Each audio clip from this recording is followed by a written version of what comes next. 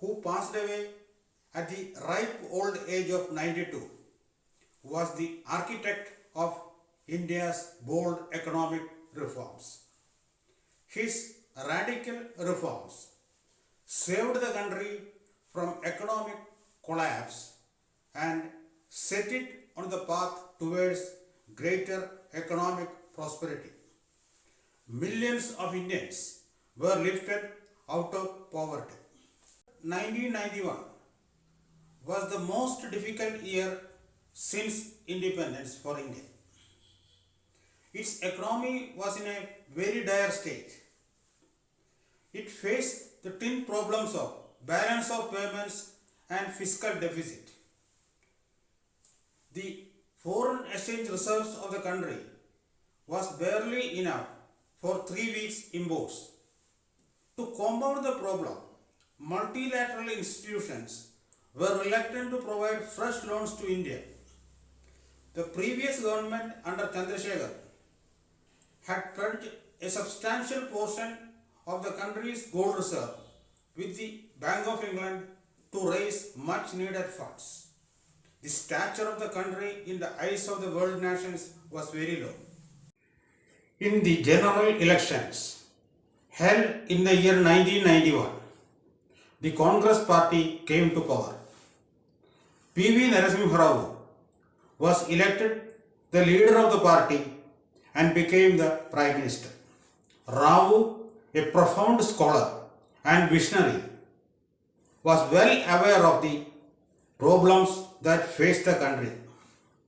He knew that in such a situation, entrusting the finance department to a politician would be suicidal for the country. Instead, he wanted a technocrat to head the finance ministry. Without any second thought, Rao sent for Dr. Manmohan Singh, the world-renowned economist. He told Singh his intention. Singh, in reply, told the Prime Minister, "We can get out of the crisis provided we take drastic measures. I need your full backing to carry out these measures. The urgent measures that are needed are 1. Devaluation of Indian currency, 2. Opening up of the insular economy to foreign investment, and 3. Lowering the taxes." Rao agreed to all the suggestions made by Singh, but wanted the devaluation to be carried out in 2 stages for fear of any possible political fallout. In his first budget, Dr. Singh unveiled a series of reforms. In his budget speech, he quoted the famous words of Victor Hugo, the celebrated French novelist. These words were, "No force on earth can stop an idea whose time has come." Singh's reforms transformed India in a way not imagined before.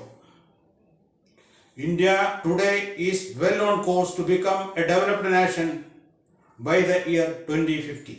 Manmohan Singh's election as Prime Minister was quite unexpected and was due to the compulsions of politics.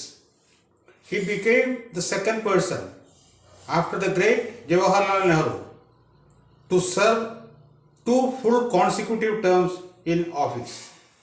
Among his valuable contributions to the country as Prime Minister was 1. The introduction of the Aadhaar card, which ensured that the real beneficiaries of social benefits received them. The Mahatma Gandhi Rural Employment Guarantee Scheme, which ensured that the rural poor got employment for 100 days. A landmark nuclear deal with the United States of America, which ended India's status as a nuclear pariah and gave it access to Western nuclear technology. The Right to Information Act. Mr. Singh was humble, so and unpretentious. He knew his limitations. He preferred to keep a low profile and shun publicity. He will be remembered for a very long time to come for his great contribution to this country.